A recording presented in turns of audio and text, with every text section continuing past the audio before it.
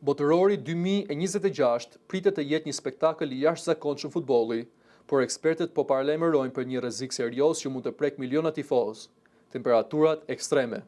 Studiues nga Universiteti i Portsmouth në Angli kanë simuluar kushtet klimatike që pritet të përjetohen gjatë ndeshjeve të Kupës së Botës në Shtetet e Bashkuara, Meksik dhe Kanada.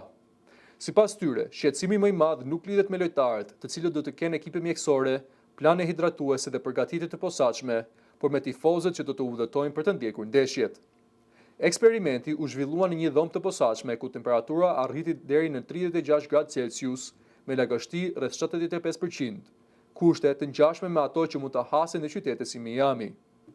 Ekspertët paralajmërojnë se ekspozimi i gjatë në kushte të tilla mund të shkaktojë probleme serioze shëndetësore, duke filluar nga skuqjet dhe ngërçet muskulore deri te marrëmendja, rrezikapitja, nga nxehtësia dhe madje goditja termike, e cila në raste ekstreme mund të jetë fatale.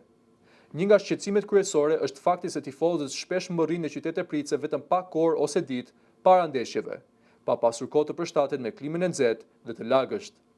Ndërkohë, futbollistët zakonisht kalojnë javë të tëra duke u stërvitur dhe përshtatur me kushtet atmosferike përpara turneut. Sipas raportimeve të fundit, shkencëtarët e klimës dhe Sindikata Botërore e Futbollistëve FIFPro kanë paralajmëruar se rreth 1/4 e 104 ndeshjeve të turnehut mund të zhvillohen në kushte që të kalojnë kufit e rekomanduar të sigurisë. Nga ana tjetër, organizatorët e FIFA-s kanë deklaruar se janë marrë masa të posaçme për menaxhimin e rrezikut nga nxehtësia, përfshirë pushimet e detyrueshme për hidratim, sistemet e ftohjes dhe gatishmërinë e shtuar mjekësore. Megjithatë, ekspertët theksojnë se tifozët duhet të marrin masa paraprake, pasi nxehtësia ekstreme mund të jetë po aq sfiduese sa emocionet e vetë botërorit.